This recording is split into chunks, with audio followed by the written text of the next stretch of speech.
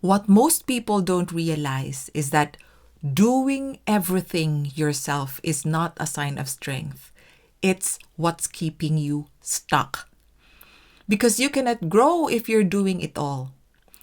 In this episode, you will learn what and how to delegate so that you can make time for what makes the biggest impact. Welcome to Realizations with Clarissa, where productivity meets well-being. I'm Clarissa Dunan, and as a mother, wife, entrepreneur, and leader, I know how overwhelming it can be to build success while also staying healthy, fulfilled, and present for your loved ones. That's why I created this podcast, to share my realizations and one core truth: that well-being is the foundation of success, happiness, strong relationships, and impact. Here we'll talk about mindset, habits, and simple shifts that bring more energy, calmness, and joy into your life and work. Enjoy the show. I used to do everything myself, all the trainings, presentations, creating all the tools and systems for the team, all the leadership responsibilities. I thought that, because I'm the leader, I'm supposed to do everything for them. I'm a servant leader. And the social media and all the posting, the website, and everything else, even at home, the house chores, I felt responsible for all of them. And I thought that it would mean that I was lazy or unwilling to do the work if I delegated tasks to other people. I thought that it also meant that I didn't care enough for them if I had them do the work instead of me. And for big tasks like leadership or tasks that involve decision making, I thought that it was too risky to delegate it to other people, and that if I wanted it done right, I had to do it myself. And the result was, of course, it drained my energy because I was doing so much, most especially for everyone else. And that also caused resentment because I did not have time and energy for other things that mattered to me, like self-care or just even resting, pausing, taking a break, because everyone was dependent on me because that's how I trained them to behave around me. I was doing everything. And the result of that was they didn't learn. Because I was the one doing everything. I was the one who kept getting better and better and better, and they were not learning. And because of that, they also did not have the confidence to do the business on their own. So they were not independent. So that even deepened their dependence on me. And if I had to go away for some time, like I went to a different city, a lot of people would collapse and disappear because they couldn't do it without me. And delegation changed everything. Now I'm able to have more time and energy for other things that matter to me. And I'm able to focus on tasks that only I can do. And that includes leading on a bigger scale, creating, making decisions on matters that only I can make the decision. And that also means that people around me are gaining the skills, the confidence, the experience. And that means, wow, they're more independent. And we work together, so we're all capable, we're all independent, or rather interdependent. So what? We grow faster. And we enjoy working with each other because they have the freedom, they feel that I trust them. So we end up growing faster, growing stronger together. That's what delegation can do to you and your team. So if you're ready to let go of being an overwhelmed solo operator who's like flying a plane and also serving the drinks and all the meals and doing the maintenance and collecting tickets, but not going anywhere because you're doing everything. If you're ready to let go of that, I'm here to share with you my best practices, the things that helped me to delegate effectively. So number one is to know that not delegating is a strategy for bottlenecks, stagnation, lack of growth, missed opportunities and resentment, and even low team morale. And if you delegate, that will be your ticket to faster progress, both for you and your team. So that's the first, to recognize that delegation is an important business strategy. And even at home, it's important for you to learn how to delegate as well. Basically, the idea is you identify the high impact tasks that only you can do. And then you delegate or outsource the rest. And then build systems around that everyone knows that system, that even if you're not there, the system operates. And then let go and trust your people. And then I'll go through that step by step on how you can also start implementing delegation in your life and business. The 3 steps that I use when delegating tasks to my team are, number 1, I identify the tasks that I can delegate. So what criteria do I use? The easiest tasks to delegate are tasks that other people love to do. They enjoy doing them. Or they want to build skills or confidence in those areas. So in short, they're interested in those tasks.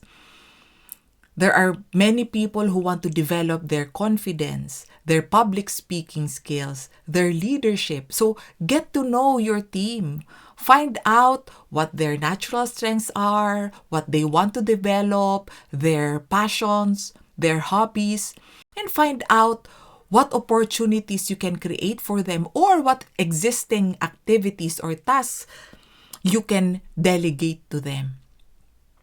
So, for example, organizing events, promoting events, hosting, training, doing presentations. So before I did everything, but now everyone in my team who's been with me for at least 6 months, they can do the things that I used to do. And it's more fun like that. There are so many skilled people. So unless you give them the opportunity to do it, they will not learn. They will not shine. If you keep doing it, you'll be the best person to do that. And so you're the only option. You're the only one who can do that. And you cannot grow in other areas. Right? So that's the easiest to delegate. What else can you delegate? Delegate tasks that don't require decision-making ability. They don't require you to make that decision, such as repetitive tasks and also tasks that are time-consuming and that are not within your expertise. Someone else could happily do it, and they can do it faster and more effectively. And anything else that anyone can do at a lower hourly rate than you. So do you know your hourly rate? Right? So that's a topic for a different day. But find out how much your hour is worth. Okay? And if that certain task can be done at a cheaper rate, and it's not high impact, and it's not particularly within your expertise or your passion, you can delegate it. And delegate low-impact tasks and tasks that drain you. They don't particularly energize you. Okay? And I've recently made an episode 20. So go watch that because that's where I explained how to be intentional in choosing your tasks. If you want to have faster progress, choose tasks that are high impact on both your personal and professional goals, and tasks that energize you, recharge you. Okay, so those are the different criteria that I use on what to delegate. So I've delegated so many things through the years, so such as video editing. Before, I used to do all the social media stuff, all the scheduling. So now my VAs, they do that, video editing, social media editing, also website editing or website creation. I outsource or delegate that to my team, and also bookkeeping, accounting. Can you imagine how much you and I resent doing all those taxation stuff, right? And so I hired someone to do that for me. And even house chores like mowing the lawn, cleaning the house, folding the laundry. I'm not saying that you should do this. It's up to you. It also depends on your budget, right? But as for me, I really set aside some budget for these things so that I could do the things that only I can do that could move our family and my business forward even further. If I have more time and energy for myself and for high impact tasks. Okay, and also that includes delegating to my husband and my daughter. So before I would do everything. And I started resenting being a mom. And I remember crying while folding the clothes. I said, oh my goodness, this is how I rest. Oh, folding clothes after breastfeeding, after cooking, after working on my business. That's how I sound when I'm moaning and groaning. And then until I realized that, I could delegate to my husband. I could hire a cleaner once a week. I could hire a gardener. Yes, so delegation and outsourcing really changed the game for me. So that's the first step. Identify the tasks that you can delegate. The second step is for you to communicate everything clearly. You need to give clear instructions and create SOPs or standard operating procedures that they can go back to, and the next people in your team can also go read it instead of you explaining everything to each person all the time. Also, make sure that you give very clear expectations. When do you need it? What kind of output? Give them inspiration. Like for example, it's on social media. Give them inspiration or samples of your desired look or theme or colors. If you want your website done, give them samples of websites that you like.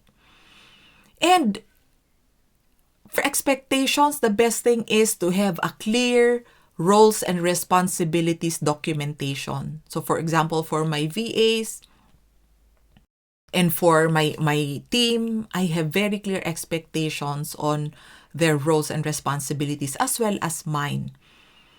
Right? And then every time I give them my expectations or instructions, I always double check their understanding. So I ask questions like, could you summarize what you understood from that? And can you summarize your action steps? Do you have questions? Right? So I don't just ask, is that clear? I ask them to summarize their understanding to make sure that we're on the same page. And also develop a culture of giving and receiving feedback. Right? So in my team, both in my VAs and the people that I coach and work with in my business, we openly and lovingly give and receive feedback. So even for me, I encourage them to tell me things that they want to tell me, that don't be scared to open up. Don't be scared to tell me when I'm wrong or when I need to change or improve something. Right? So for you, it's very important if you develop that culture as well, because it's so hard to delegate and then not be able to give feedback or not receive feedback, because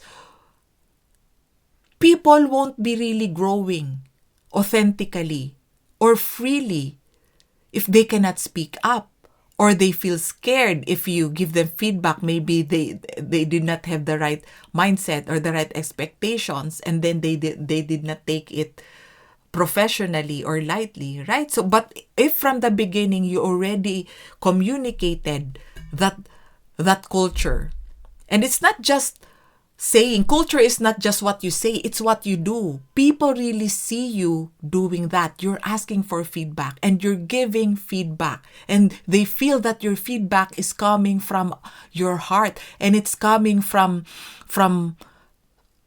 service, that you want them to grow and improve. And you know that when when they improve, it will be a very big opportunity for them for the rest of their life. If they're growing, improving, not just in how they do their work, but also in their personality, their attitude, their growth mindset. And the third step is something that you do before, during, and after. In short, you do it every time when you're delegating. And that's what? For you to catch any sabotaging thoughts that make you feel scared to keep delegating or to keep trusting your team. What are these thoughts like? So these are thoughts like, oh, everything should be perfect. They can't make mistakes because mistakes are bad. Oh, they made a mistake. Oh, their output is not as good as my output. Why can't they do it the way I do it? Why can't they be as good as me? Does that sound familiar? I should just do everything myself just like before. Right? They don't care. They don't care as much as I care. They're not doing their best. I cannot trust them. So these are the thoughts that make people feel scared to delegate. Right? And these are just not true. These are just lies from the saboteurs. Right? There's the lie of the judge, the inner critic that says, oh, they're not as good as you. Or, oh, you should prove that you can do everything. You're good enough to do everything. Or the stickler, the perfectionist. Oh, everything has to be perfect for you and the people you work with. No mistakes are allowed. So those are sabotaging thoughts, right? So when you observe them, just notice them. You don't need to believe them. Because if you believe them, you'll be back to what? To doing everything yourself. People around you are not growing. You don't trust them. They don't trust you.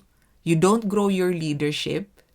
You don't grow yourself as a person. And you don't grow your business. Right? So that's your choice, right? So instead, what do you do when you observe yourself going south with your thoughts?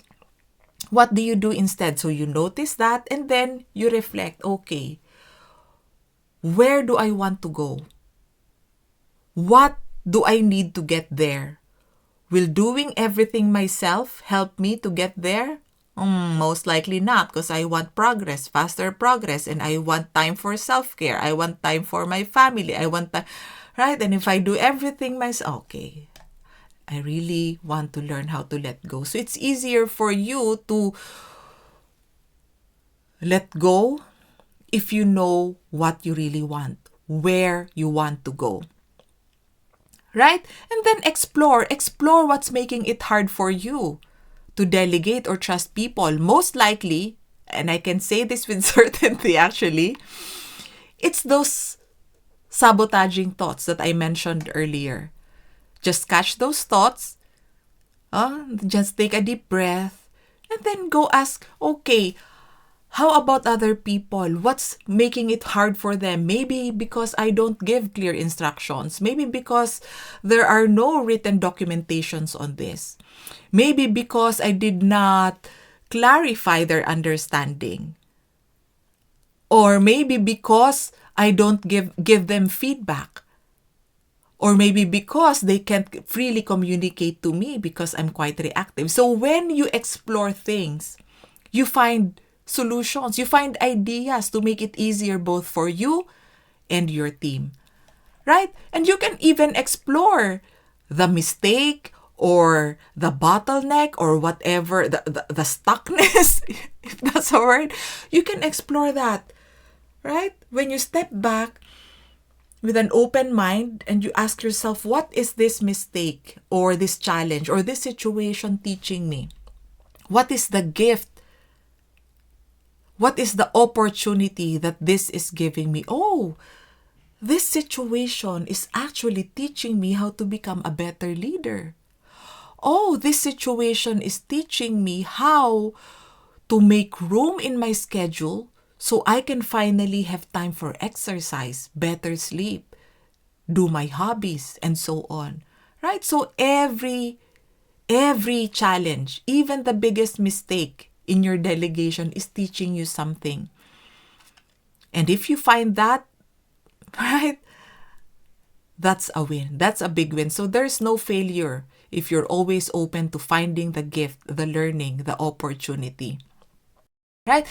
And then if things continue to go south, have compassion for yourself and for others. So give yourself credit for all the efforts you've done so far. Right? And have empathy for yourself that you are really trying your best. And you're learning. You're in the learning process. Or if you fail, FAIL, that's your first attempt in learning. Right? So you did not really fail permanently. You're just learning how to do it better. Right? So celebrate what you've done and have empathy for yourself, learn the lesson, and do better. If there's something that you could do, which is usually the case, and have empathy for others as well. I believe that everyone wants to do their best. I believe your team and people you work with, they want to please you. They want to make you happy. They want to be happy as well with their work with you. So of course they want to do their best. And if you feel like they're not doing their best, there must be something that could be done. Right? So find that out. But first, you need to have empathy for them, because otherwise you'd be there criticizing them, making them feel bad about their mistake, making them feel bad about themselves. So it's no longer fun for them to work with you. Either they leave or they stay with you and they don't perform really well because of low team morale. Okay? And when you generate ideas, do it with your team, because of course, 2 or more heads, that's better than one, just you thinking or problem solving. So in my case, I always involve my leaders. So we have a monthly meeting called a plan, do, review. Every end of the month. We sit online, because I do all my business online. And then we review the previous month. What worked well, what didn't work well, what can we do differently? And then we plan. What's the plan for the next month? Or if we did that at the end of the year, because we also have an annual meeting or a strategy meeting, what's the plan for the whole year? So that's the plan. Okay, and we did the review. And then we do. That's why it's a plan, do, review meeting. We implement. And the following month, we do the same thing. So you can do that as well. Involve your team. And it gives them the sense of ownership. And so, of course, they will do better. Of course, they will contribute. They will participate. And of course, they will want it to be a success, because that's their idea as well. Okay? And that makes them feel good about themselves. Why? Because they're able to contribute. And that's one of the desires of humans, to be able to contribute. And also to feel heard, to feel seen, to feel validated, to feel acknowledged. Right? So that gives a very strong morale to the team. And that also improves the teamwork. That deepens the relationship in the team. That even if there are struggles, challenges, even if there are conflicts, that I don't really see much conflicts anymore, because of that trust, the foundation of rapport and just pure love. So if you have that culture of trust and listening and feedback, it's so much easier for everyone. Everyone loves working with a team. They're uplifted by the team. And that's good for you, your business, and everyone else. So that's how delegation has changed my life and my team. It's like being the conductor in an orchestra. So you don't need to play all the instruments. Of course you don't. Right? But everyone plays beautifully together. And you being the leader, you're the conductor. Unlike before, You're flying the plane, you're serving the drinks and the meals, you're doing the maintenance, you're collecting tickets, and you're going nowhere. So it's your choice. And I really hope that you will start delegating from now on. So I'm going to give you some action items. So number 1 is for you to list all your weekly tasks. So in your business, also at home. And then highlight what only you should do. Focus on high impact and tasks that energize you. And then pick one task to delegate based on the criteria that I shared earlier. Pick one task that you can delegate at work and one task that you can delegate at home. And then practice giving clear instructions, confirm their understanding, and then trust and let go. I hope this episode has helped you. And if you need further support in developing your ability to delegate and to lead, book your free coaching consultation. And I can also guide you in uncovering self-sabotaging patterns that make you feel scared to delegate and trust people and give or receive feedback. So go to my website, clardooncoaching.com, and book your free coaching consultation. Perhaps I'll see you then. If you enjoyed the episode, share it with someone who might need it.